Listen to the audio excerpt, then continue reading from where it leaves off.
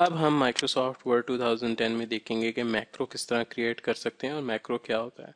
Macro basically आपका ऐसा function होता है जो आप क्रिएट करते हैं जो कोई फंक्शन परफॉर्म करता है वर्ड में, बजाय इसके कि आप बार बार करें। मिसाल के तौर पर अगर मैं इस पूरी डॉक्यूमेंट की टेक्स्ट को सिलेक्ट करना चाहूँ, उसके लिए मैं एक मैक्रो क्रिएट कर लूँगा।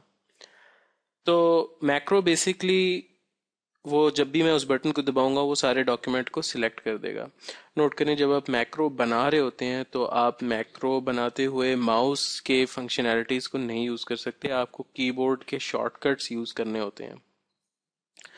तो आप सबसे पहले मिसाल के तौर पर हम सिलेक्ट ऑल का बनाना चाहते हैं मैक्रो, तो मैं उस टेक्स्ट को सिलेक्ट करूंगा और उसके बाद डेवलपर टैब में जाऊंगा।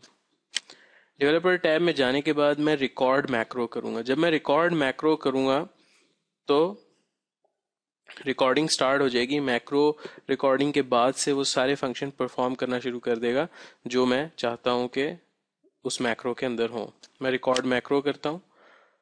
अब जब मैं रिकॉर्ड मैक्रो करूंगा, यहाँ पर मेरे से मैक्रो का नाम पूछा जाएगा। मैं सिलेक्ट ऑल कर देता हूँ। नोट करें, इस नाम के अंदर स्पेस, पीरियड या कॉमा नहीं हो सकता।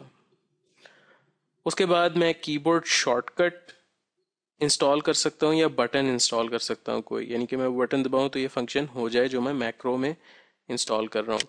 तो मैं बटन दबाऊंगा, यहाँ पर मेरे पास एक ऑप्शन होगा, ये वाला आप सिलेक्ट कर लीजिए और इसको ऐड कर लीजिए। यहाँ पर जब आप ऐड करेंगे तो ये यहाँ पर बना हुआ आ जाएगा सिलेक्ट ऑल के नाम के साथ।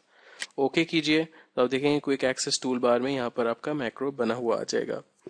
अब जब आप रिकॉर्डिंग स्टार्ट करेंगे अपने मैक्रो की, तो आप देखेंगे कि माउस के नीचे एक छोटा सा रिकॉर्डर या कैसेट बनी हुई आ रही है। अब मैं कंट्रोल ए करूंगा तो ये मेरा टेक्स्ट सिलेक्ट हो जाएगा, और जब मैं अपनी रिकॉर्डिंग ख़त्म कर लूँ तो मैं स्टॉप रिकॉर्डिंग कर लेता हूँ। अगर मैं बीच में कोई और काम करना चाहता हूँ तो मैं पॉज रिकॉर्डिंग कर दूंगा और वो काम कर लूँगा। इस केस में रिकॉर्डर ख़त्म हो जाएगा और मैं यहाँ पर कोई चेंजेस करना चाहूँ तो कर सकता हूँ।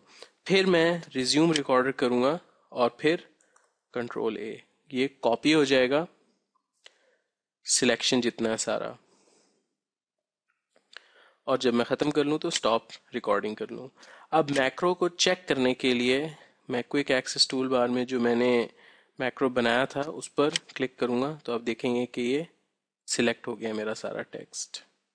तो ये है मैक्रो क्रिएट करने का तरीका, उसको रिकॉर्ड करने का तरीका।